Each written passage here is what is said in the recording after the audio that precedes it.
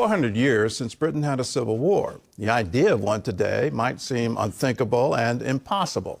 Yet some experts are seeing signs of civil discord and sounding the alarm. They believe the nation is about to explode from within. Dale Hurd reports from London. Great Britain looks like a nation where life is functioning normally.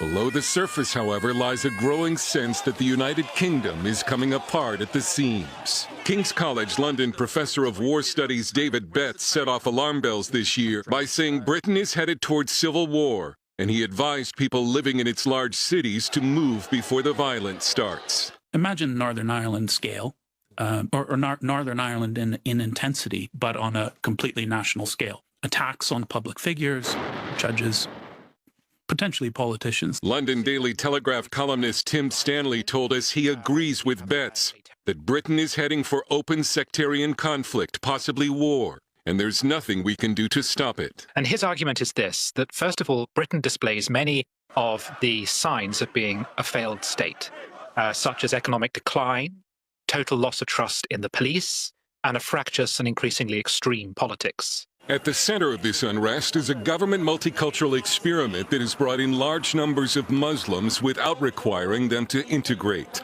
More continue to arrive daily. This is Britain's southern border, the English Channel, across from the coast of France. And it's as porous as the Rio Grande River. 2 weeks ago, 1,200 illegal migrants arrived in a single day. When you have a country in decline, and you add large numbers of new people into the mix, what you end up with is ethnic conflict over resources. Experts fear all that might be needed to trigger a civil war is another terror attack. White working-class anger exploded last summer when the son of a Rwandan immigrant stabbed 11 children and 2 adults at a dance studio.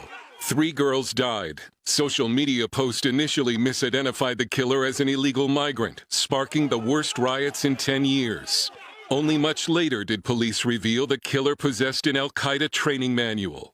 Right-wing and working-class British are also angry over what they claim is a 2-tier justice system that favors Muslims. Last week, this man was convicted of a crime for publicly burning a Quran in a political protest. A Muslim man with a knife who threatened to kill him faced no charges.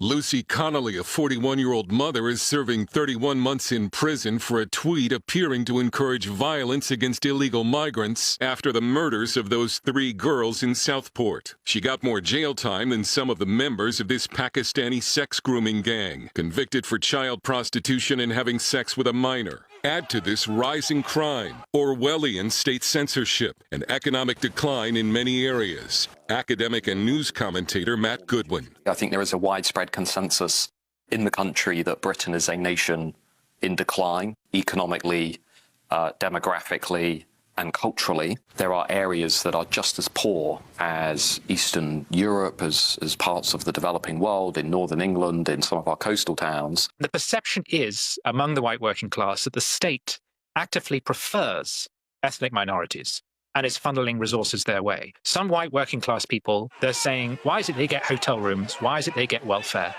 when we are struggling? The riots and the disturbances were symptomatic of a much deeper disillusionment in this country with the way in which British people just no longer feel safe in their own communities. They no longer feel safe in their country where lawlessness is essentially being sanctioned by the state. Political strategist Dominic Cummings says elements within the British government are finally beginning to discuss Britain's slide into chaos and the potential for serious violence. Oliver J.J. Lane is the bureau chief of Breitbart London. There are 2 sort of issues feeding into this, first of which is essentially civilizational collapse, which is causing a rise in crime and potentially civil unrest between ethnic groups.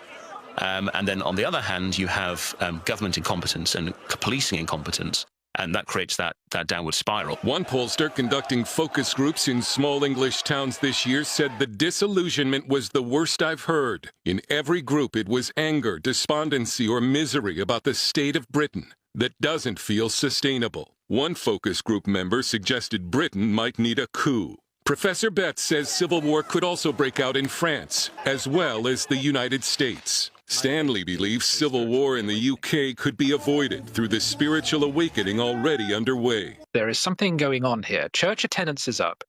Young people are becoming more religious than ever.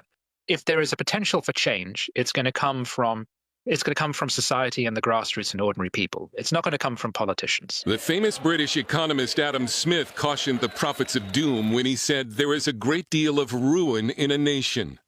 In other words, it takes a lot to bring a country down. But Britain now has so many problems, it just might test that theory. Dale Hurd, CBN News, London.